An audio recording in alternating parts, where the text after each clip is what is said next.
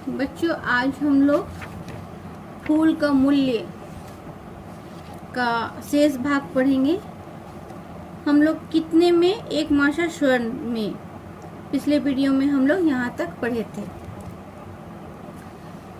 जैसे कि आप लोग जानते हैं कि इस पाठ में सूरदास जो है एक सुंदर कमल का फूल लेकर के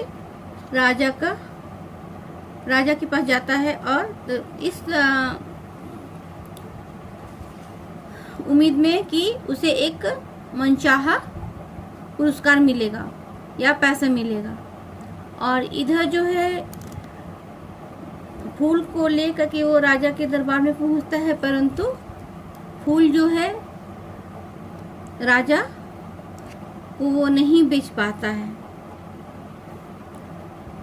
एक राजपथ में एक सुंदर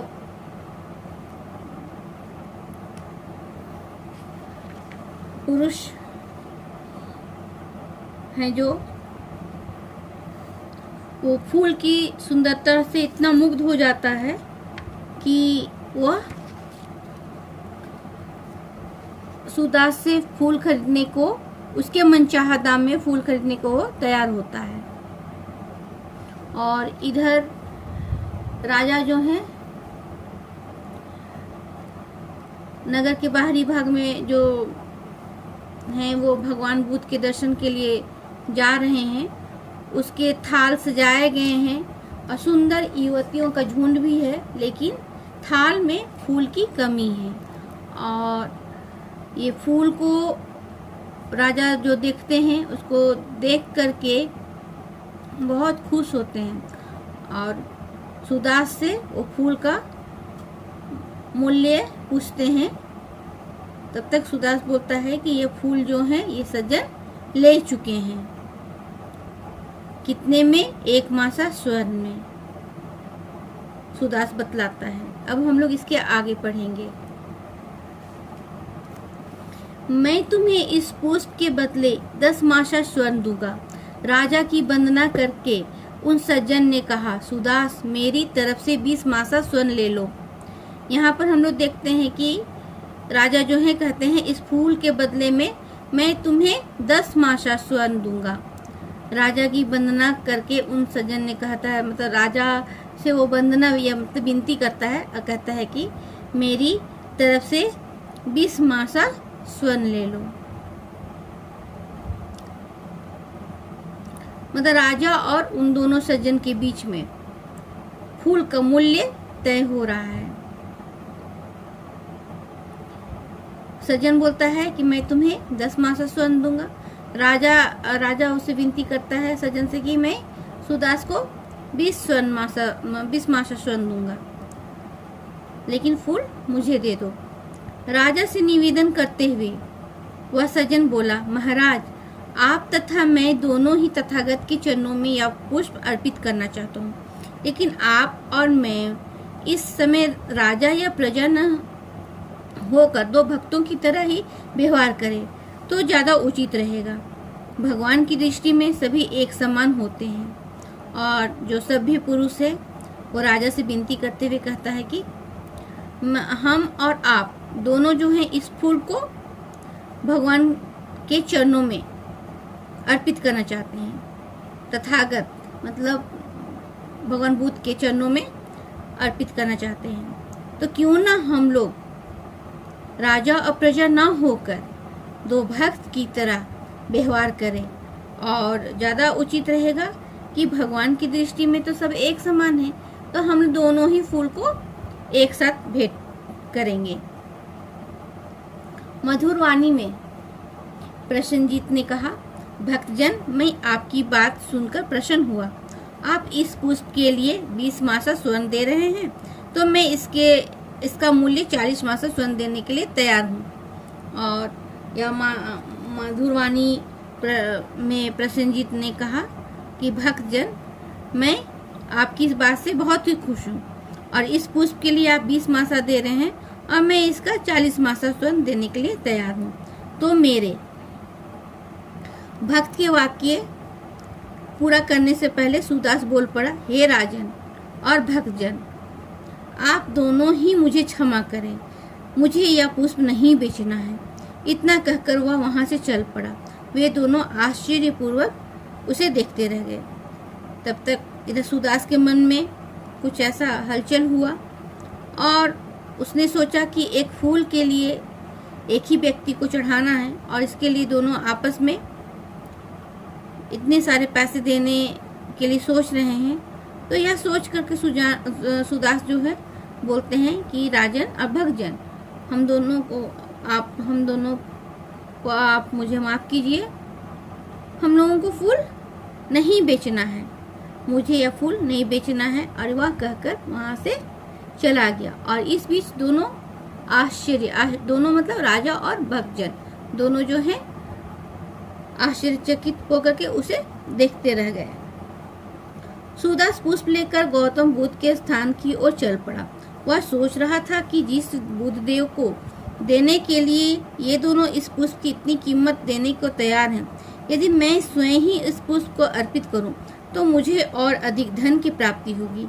और इधर जो है सुदास जो है धन के लोभ में, धन की लालच में गौतम बुद्ध जिस स्थान पर है उस स्थान की ओर वो चल पड़ते हैं। और वो साथ में सोचता भी जाता है कि जिस बुद्ध देव को देने के लिए ये दोनों जो पुष्प की इतनी कीमत देने के लिए तैयार हैं, तो क्यों ना मैं इस पुष्प को स्वयं अर्पित करूं तो मुझे अधिक धन की प्राप्ति होगी। वह महात्मा बुद्ध के स्थान की ओर चल पड़ा।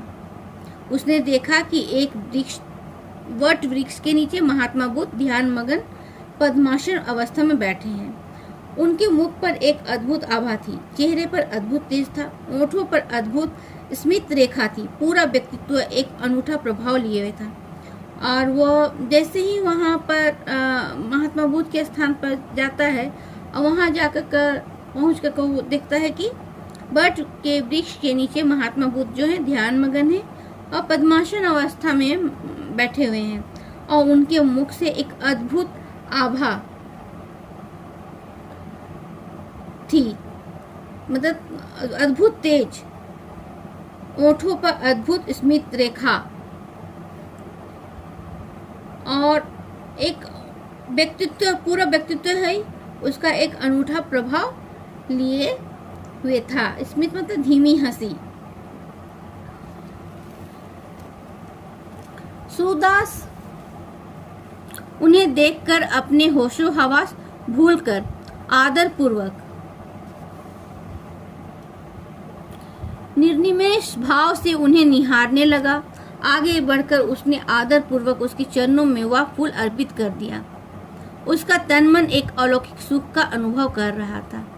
यहाँ पर हम लोग देखते हैं कि सुदास जो है उन्हें देखकर अपने होशो हवास भूलकर बिल्कुल आदर पूर्वक अपलक, निर्निमेष मतलब अपलक, पलक भी नहीं झपका रहा है, उस भाव से उसे वो निहारता है, देखता है और आगे बढ़कर उसके आदर पूर्वक उसके चरणों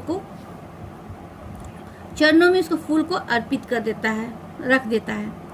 और जब वो फूल रखता है उसमें उसके तन मन में एक अलौकिक सुख का अनुभव, बहुत ही आनंद और उसे हल्का महसूस होने लगता है। महात्मा बुद्ध ने उससे प्रश्न किया, हे वत्स, क्या चाहिए, आपकी क्या इच्छा है। यहाँ पर महात्मा बुद्ध जो हैं सुदास से प्रश्न करते हैं कि वत्स पुत्र, क्या चाहिए, आपकी क्या इच्छा है। तो सुदास मधुर स्वर में बोला, कुछ नहीं, बस आपका आशीर्वाद चाहिए। यहाँ पर सुदास जो है मधुर स्वर में बोलता है कि कुछ नहीं, बस आपका सिर्फ आशीर्वाद चाहिए। सुदास को आत्मबोध हो चुका था।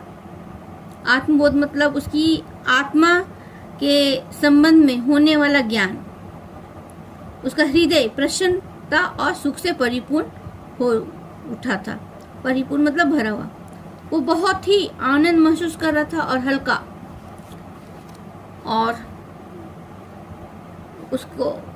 उसके हृदय में एक अलग प्रकार का आत्मविश्वास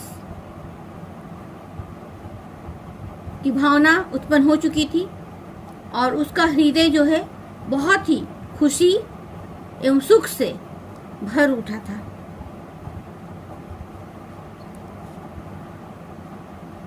यहाँ पर जीवन मूल्य है कि महात्माओं के सत्संग से आत्मबोध की प्राप्ति होती है।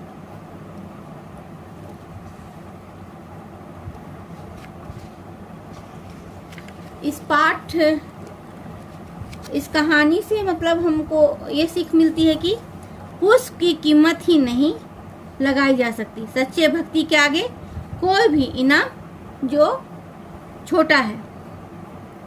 राजा साहब और वह सज्जन दोनों उस पुष्प की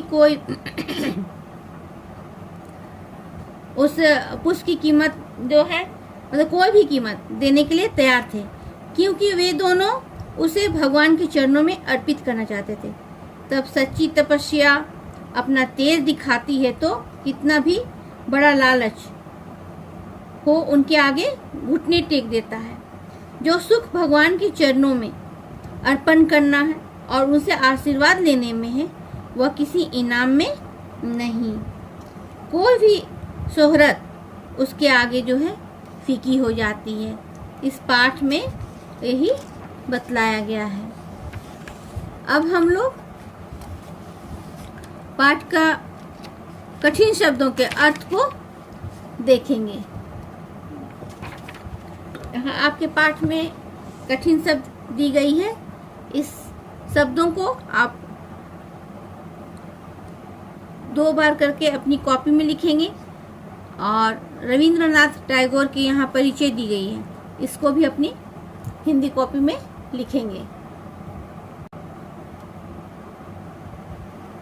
श्रुतलेख, तीव्रता, श्रीहीन, सहस्रदल, पद्मासन और निर्निमेष, इसको आप लोग कम से कम 5 टाइम अपनी हिंदी कॉपी में लिखेंगे। मौखिक प्रश्न। फूलों के अभाव में पौधे कैसे दिखाई दे रहे थे? फूलों के अभाव में पौधे श्रीहीन दिखाई दे रहे थे। सूरदास क्या देखकर फूला नहीं समा रहा था? सूरदास सहस्रदल कमल में फूल देखकर फूला नहीं समा रहा था।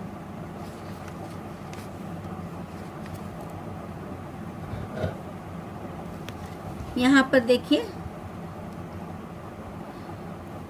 श्रीहीन, फूलों के अभाव में पौधे श्रीहीन दिखाई दे रहे थे, यहाँ पर दी गई है।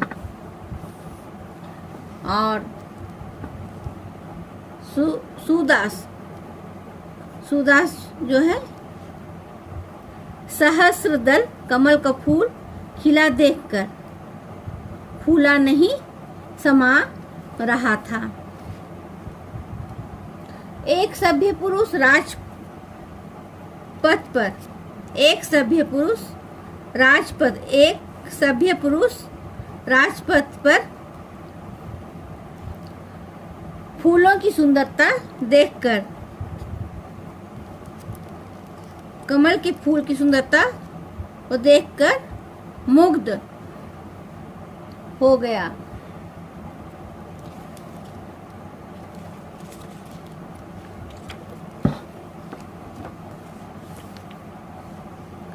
महात्मा बुद्ध का स्वरूप कैसा था? महात्मा बुद्ध का पूरा व्यक्तित्व एक अनूठा प्रभाव लिए था।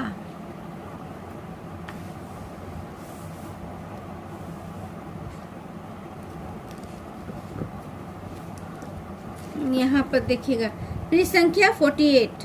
पूरा व्यक्तित्व एक अनूठा प्रभाव लिए हुए था। Last line.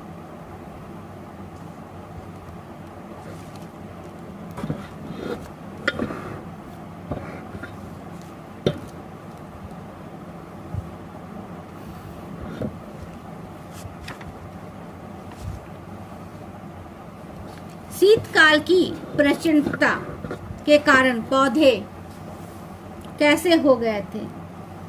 शीतकाल की प्रचंडता के कारण पौधे पुष्प विहीन हो गए थे।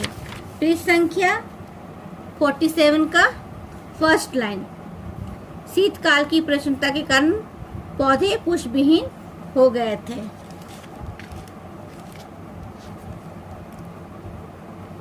सरोवर के मध्य कौन सा फूल खिला था? मध्य मतलब बीच में। सरोवर के मध्य सहस्त्रदल कमल खिला था। मध्य सहस्त्रदल कमल का फूल खिला था।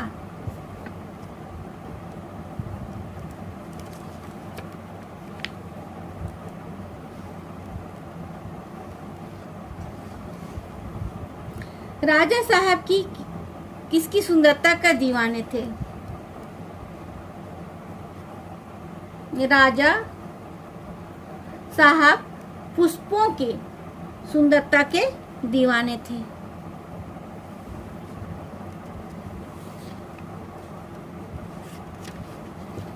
यहाँ पर दी गई है। राजा साहब पुष्पों की सुंदरता के दीवाने थे।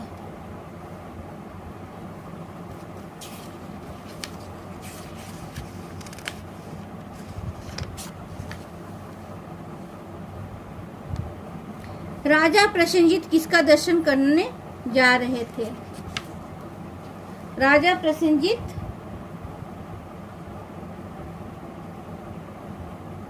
भगवान बुद्ध का दर्शन करने जा रहे थे।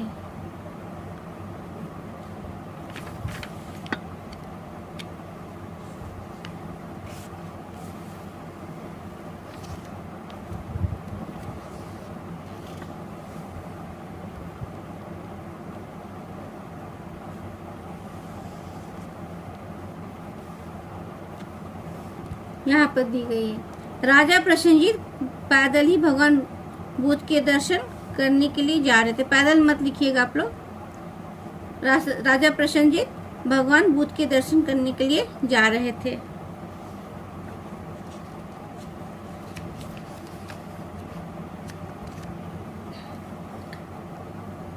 माली क्यों प्रसन्न हो उठा? माली सहस्त्रदल कमल के फूल को देखकर प्रसन्न हो उठा। माली मन चाहे पुरस्कार पाने के लिए माली राजा साहब को पुष्प क्यों देना चाहता था? माली मन चाहे पुरस्कार पाने के लिए राजा साहब को फूल देना चाहता था।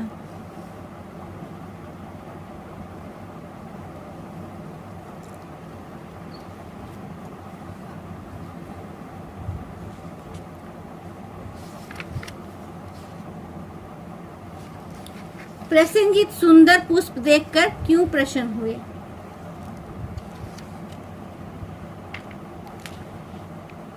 राजा प्रसेनजीत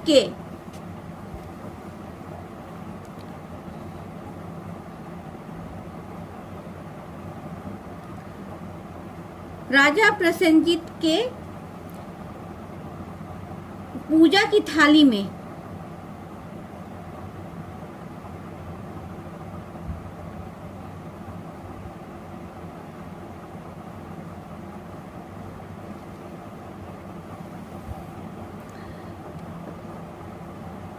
फूल नहीं था, इसलिए सुंदर फूल देखकर वे प्रसन्न हुए।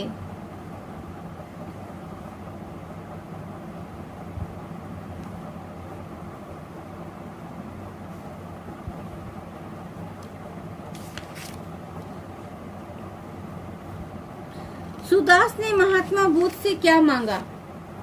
सुदास ने महात्मा बुद्ध से केवल उनका आशीर्वाद मांगा।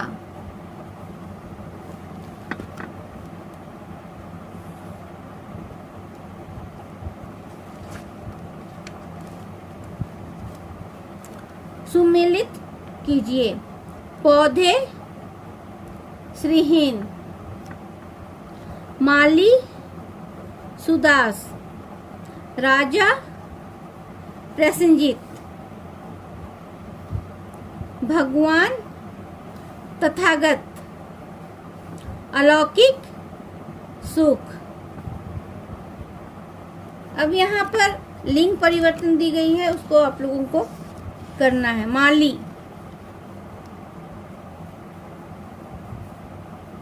मालिन,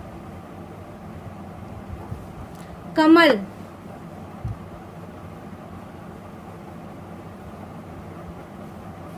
कमलिनी, युवक युवती,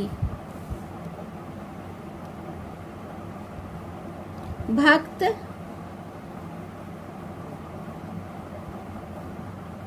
भक्तिन, भगवान भगवती,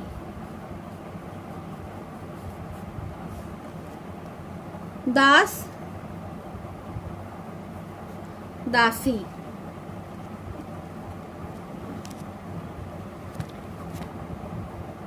अब यहाँ पर आपके पाठ में देखिए, निम्नलिखित वाक्यांश के लिए एक शब्द लिखिए। भगवान की भक्ति करने वाला भक्त, ध्यान करने वाला ध्यानी, जिसे पीड़ा दी जाए पीड़ित,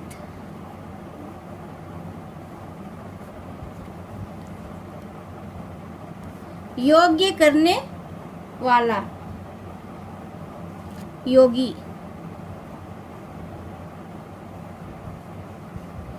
भाववाचक संज्ञा बनाइए। मधुर ता जोड़ देंगे, मधुरता, ता सब जुटेगा इसमें, सुंदरता। गरीब गरीबी,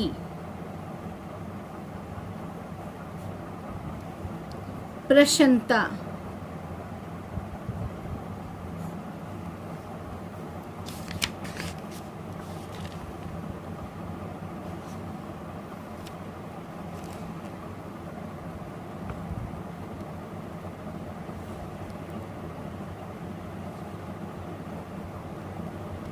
अब इसको आप लोग अपने से कर लीजिएगा। खा नंबर देखिए, निम्नलिखित में जो बोध से संबंधित है उन्हें छांट कर लिखिए। जैसे तथागत,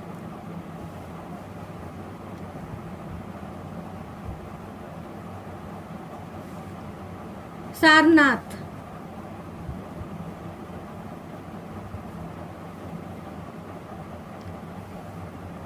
पाली,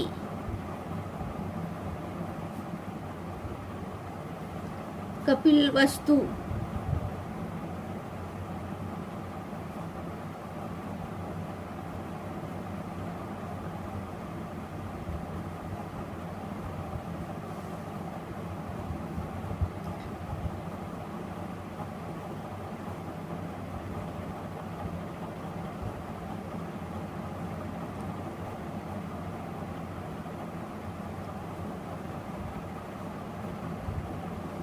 निम्नलिखित में जो बोध से संबंधित है उन्हें छांट कर लिखिए। यशोधरा तो नहीं होगा, रावण,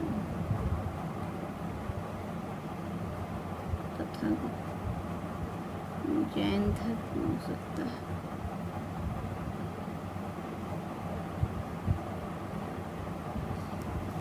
यशोधरा,